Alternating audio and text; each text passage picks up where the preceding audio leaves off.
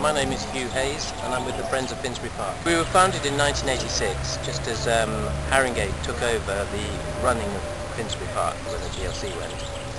And we've been going ever since, reminding Haringey of their responsibilities of how to look after the park. We run arts events, environmental events, Easter egg hunts.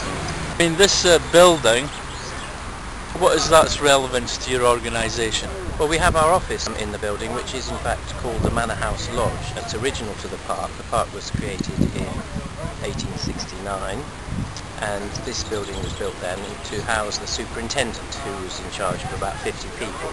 Was the park originally the grounds of a stately home? No, it wasn't in fact. It was created by the forerunner of the GLC, the Metropolitan Board of Works. For 30 years before that, there'd been intense pressure on government to create a North London park, and eventually, after petitions and fights and all kinds, we ended up with Finsbury Park, which was smaller and further out of London than everyone wanted, but was at least a kind of compromise finally, that there was a park for North Londoners. Manor House then, does that not refer to some stately home? The land around here was actually owned by the Bishops of London, so they didn't need to have a manorial building, and this land here was mainly the Brownswood estate, which was then leased from the bishops, notably the William Willen estate, who took over in about 1786. There was a building called Copt Hall on the site, which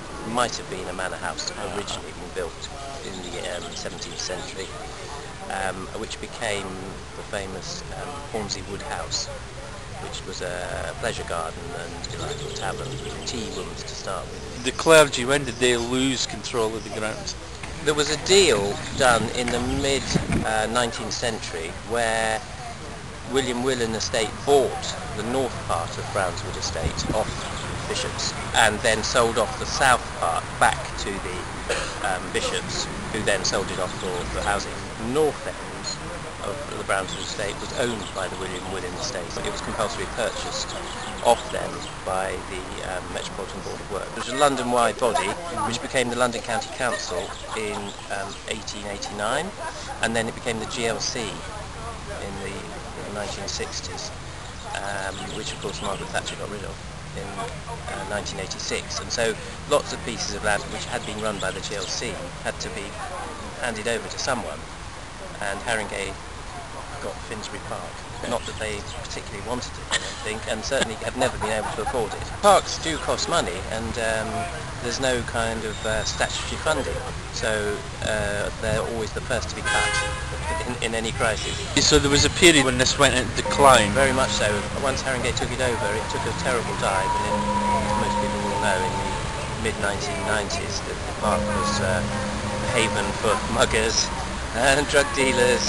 You would hardly see anyone going here, unless they had a bodyguard. What's happened in recent times? Because it looks a lot better now. Well, there was a huge campaign by the Finsbury Park Action Group, because Finsbury Park is on the cusp of three boroughs, which is one of its problems: Haringey, Islington and Hackney. And the Finsbury Park Action Group tried to get them all together to work to restore the whole area. And they also bid for money and eventually managed to get 27 million, which was called an SRB. Single regeneration budget, and that helped match fund money from the Heritage Lottery Fund, which was then spent on the park. So over 6 million now has been spent on Finsbury Park, because the Finsbury Park Action Group found the money to match funding. But the Friends of Finsbury Park actually came out of the Finsbury Park Action Group. They set up all kinds of initiatives, like Homeless Families Trust, and one of them was the Friends of Finsbury Park. In fact, now the Finsbury Park Action Group has gone through lack of support, because the money spent meant that everyone felt things were being done, but the Friends still managed to exist. Where do you see the future then of Friends of Finsbury Park?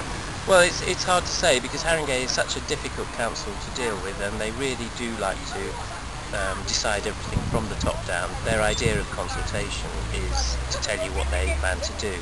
So it has become very difficult to be a Friends group, as none of our initiatives or anything are listened to. But they also gave us money for the gardening project. We just survive along, I suppose. It's interesting how we had many more members when the park was in a terrible state. Now that everyone sees that something's been, we need another 5 million spent on the park. As you look round the roads and everything, they're not all in good condition. With Haringey, they're not putting more money into the park. They're not doing more bids. They've stopped FinFest. They bounced us off our date, and so all the volunteers resign. It's difficult to say what's going to happen next. If you believe in the community, they will finally get together and tell the council what should happen, and let's hope that is the case. Tell me a bit about your garden. Oh, well, we raised £21,000 to create the garden, which was an absolute mess. But they restored the Manor House Lodge, which had been derelict for some years.